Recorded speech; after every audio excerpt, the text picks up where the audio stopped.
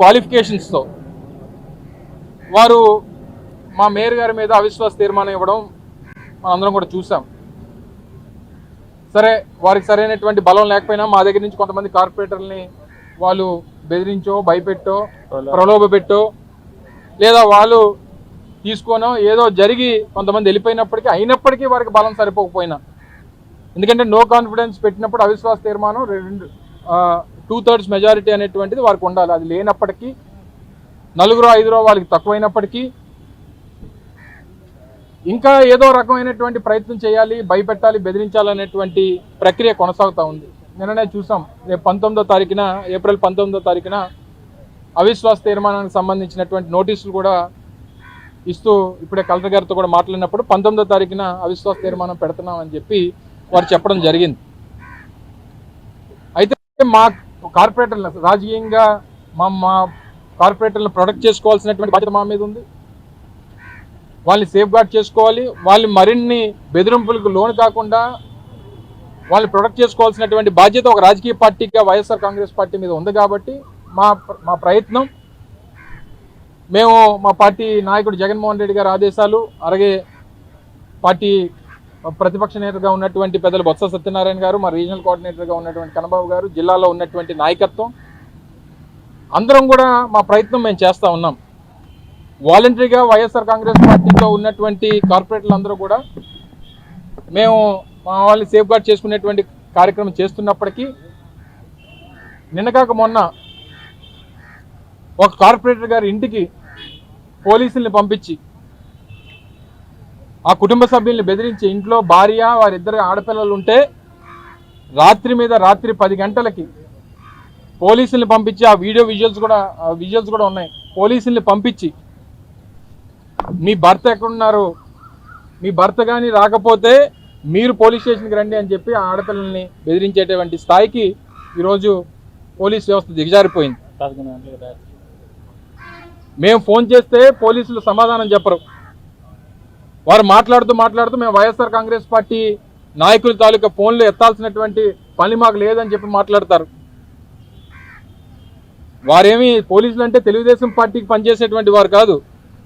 సమాజం కోసం పబ్లిక్ సర్వెంట్స్గా వారి జీతాలు రాష్ట్రంలో ఉన్నటువంటి అందరి ట్యాక్స్ రూపేణా వచ్చేటువంటి దాన్ని వాళ్ళ జీతాల కింద ఇస్తున్నాం. ప్రతి పౌరుణ్ణి కాపాడాల్సినటువంటి బాధ్యత పోలీస్ వ్యవస్థ మీద ఉంది. మేము వైఎస్ఆర్ కాంగ్రెస్ పార్టీ ఫోన్లు ఎత్తాం, మేము సిపిఐ పార్టీ ఫోన్లు ఎత్తాం, సిపిఎం పార్టీ ఫోన్లు ఎత్తాం. మీరు పోలీసు ఉద్యోగం చేస్తూ ఉన్నారా, లేదా పచ్చ చొక్కాలు వేసుకొని మీరు మీ తెలుగుదేశం పార్టీకి మీరేమైనా ప్రైవేట్ సెక్యూరిటీ ఏజెన్సీగా ఏమైనా పనిచేస్తూ ఉన్నారా? దీని మీద తీవ్రంగా దాన్ని ఖండిస్తూ ఇప్పుడే జిల్లా కలెక్టర్ గారికి ఒక రిప్రజెంటేషన్ ఇవ్వడం జరిగింది. ప్రక్రియ మీరు ప్రొసీజర్ ఫాలో అయ్యారు, మీ ప్రొసీజర్ ప్రకారం కలెక్టర్ గారు ప్రొసీజర్ చేస్తూ ఉన్నారు. 10 రోజులు అయింది, నిన్న నోటీసులు ఇచ్చారు, 19వ తారీఖున ఎన్నికలు పెట్టారు. ఎన్నికలు కానివ్వండి, మీ బలం ఏంటో అన్నిటువంటి తేలిపోతాయి కదా. మీకు బలం లేదని చెప్పి మీరు అందరినీ బెదిరించి, భయపెట్టి, బ్లాక్మెయిల్ చేసి ఎక్కడ తీసుకెళ్దాం అనుకుంటున్నారు? రాజకీయం ఈ రోజు అయిపోతుందని చెప్పని అనుకుంటున్నారా? లేకపోతే ఇదే ప్రజాస్వామ్యం ఇంకో 4 సంవత్సరాలతో ముగిసిపోతుంది, ఇక్కడ నుంచి ప్రజాస్వామ్యం ఉండదు అనేటువంటిది మీ అభిప్రాయం? మళ్ళీ 4 సంవత్సరాలకి ఎన్నికలు వస్తాయి, మళ్ళీ ప్రజలు తీర్పిస్తారు, అధికారాలు మారుతూ ఉంటాయి, పరిస్థితులు ఎప్పుడు ఈ రకంగా ఉంటాయనుకుంటే మీ అమాయకత్వం. పోలీసులు కూడా కొంతమంది పోలీసు అధికారులు ఈ సినిమాల్లో పనిచేసేటువంటి పోలీసు ఆఫీసర్ లాగా మీరు పనిచేస్తానంటే పరిస్థితులు ఈ రకంగానే ఉండవు అనేటువంటిది గుర్తుపెట్టుకోవాలి. మేము ఫోన్ చేస్తే ఆయనకి వినబడదు, మేము ఫోన్ చేస్తే ఆయనకి కనబడదు, మేము ఫోన్ చేస్తే ఆయన ఫోన్ ఎత్తడు, మేము ఫోన్ చేస్తే ఫోన్ ఆపేస్తాడు.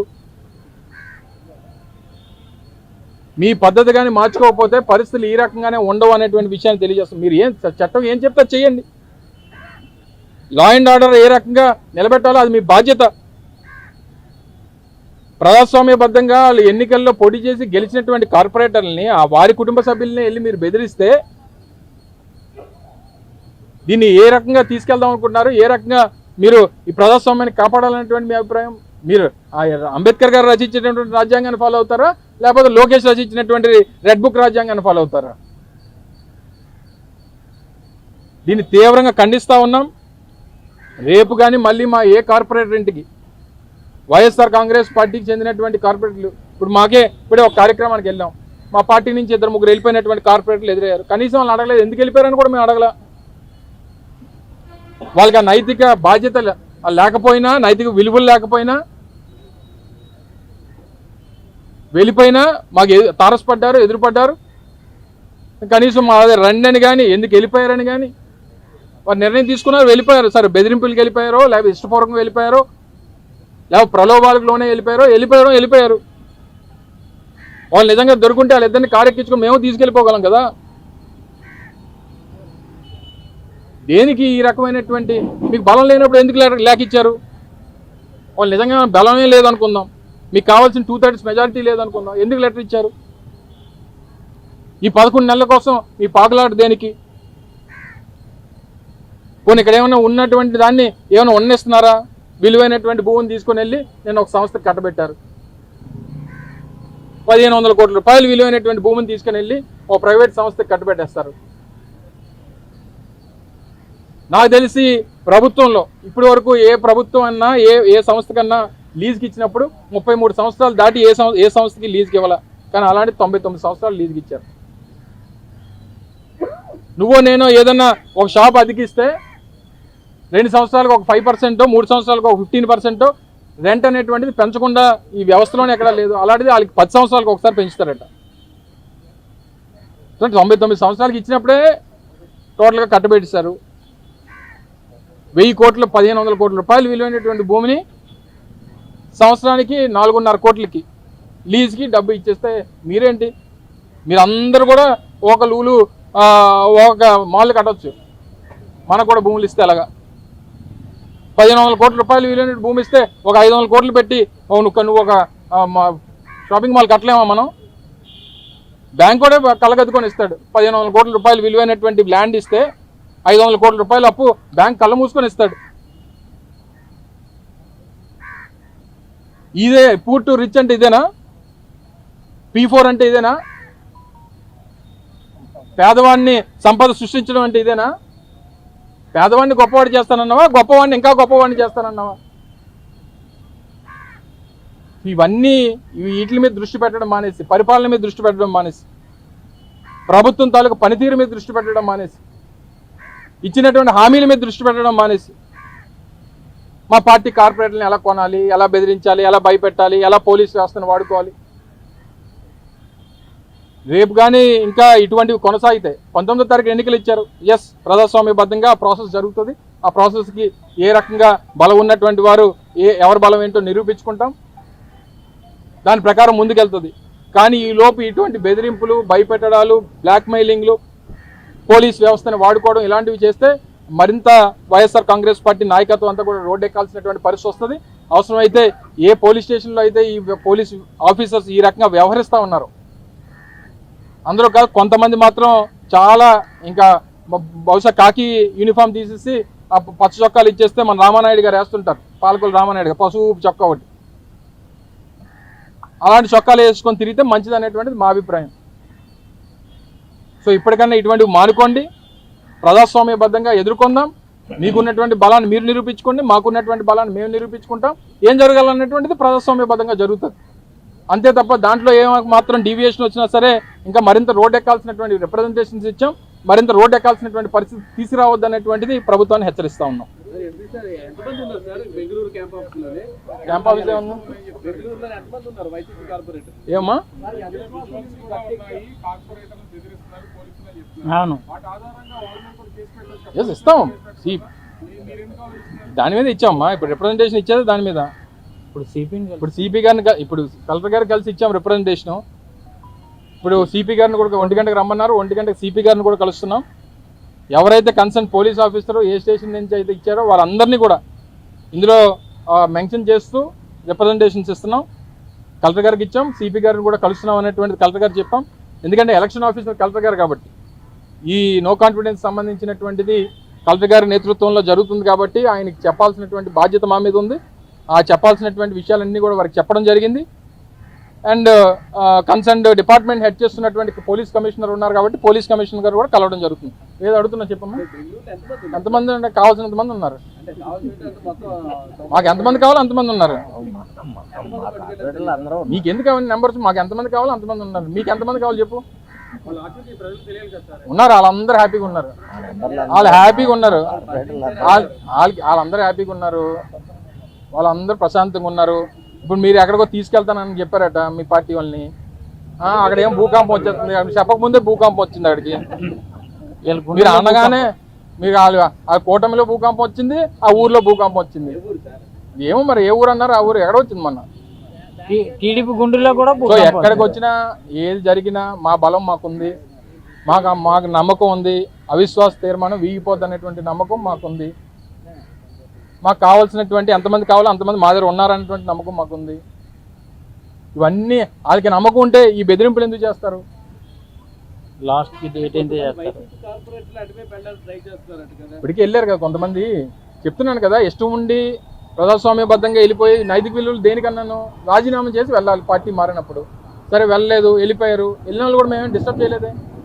మా పార్టీ మీద గెలిచావు, లేకపోతే మా పార్టీ గుర్తు మీద గెలిచావు, నువ్వు ఎలా వెళ్ళిపోతున్నావు అని చెప్పి మేమేం లాక్ రాలేదే, లేకపోతే మేమేం బెదిరించలేదే.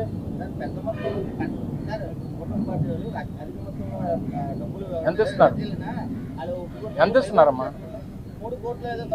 సరే ఎంత అన్న ఇవ్వగలరు, వాళ్ళ దగ్గర ఏమో బోల్డ్ అంత ఉందమ్మా. ఇప్పుడు బోల్డ్ అంత మేము ఎవరికి రూపాయి ఇవ్వాల్సిన బాధ్యత లేదు, మాకు అవసరం లేదు.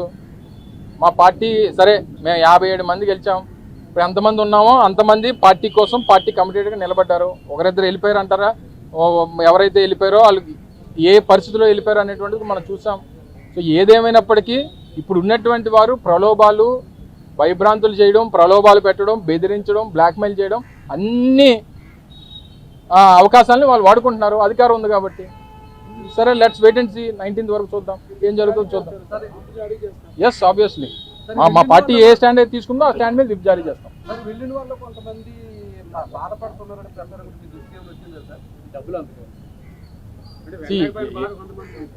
ఎవరికి లేదులేండి. మీరు వెళ్ళిపోయిన వాళ్ళు ఎవరైతే ఉన్నారో వెళ్ళిన తర్వాత వెళ్ళినంత వరకు విలువ తెలీదు, ఉన్నప్పుడు విలువ తెలీదు, వెళ్ళిపోయిన తర్వాత విలువ తెలీదు. అక్కడ విలువ ఏంటి అనేటువంటి చూస్తున్నాం. వెళ్ళిపోయిన వాళ్ళు వెళ్ళి అక్కడ ఇంట్లో కూర్చొని ఏడుస్తున్నారు, ఉన్న వాళ్ళేమో మా దగ్గర హ్యాపీగా ఉన్నారు.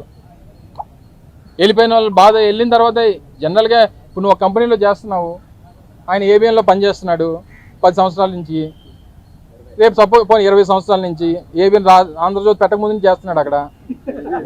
ఆయన పుట్టినప్పుడే ఆయన ఆంధ్రజ్యోతి అని ఫిక్స్ అయిపోయాడు. సో 20 సంవత్సరాల నుంచి చేస్తున్నాడు. రేపు సపోజ్ సాక్షికి మారాడు అనుకోండి, లేకపోతే టీవీ 9కి మారాడు అనుకోండి, మరి 20 సంవత్సరాలు ఆంధ్రజ్యోతి ఎక్స్పీరియన్స్ పోద్ది కదా.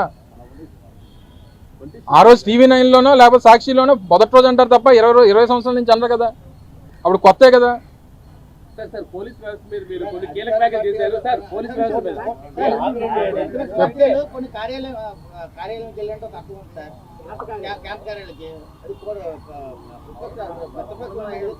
కూటమి అది నాకు అర్థం. అట్లా ఆగాలి నువ్వు ఈ ప్రశ్న నన్ను కాదు. మొన్న ఎవరో ఒక పార్టీ వాళ్ళ పార్టీకి చెందినటువంటి నాకు మేము ఎవరిని ఎక్కడికి తీసుకెళ్లాల్సినటువంటి పని లేదు. కూటమిలో కూడా నిన్న మొన్న చూసాం.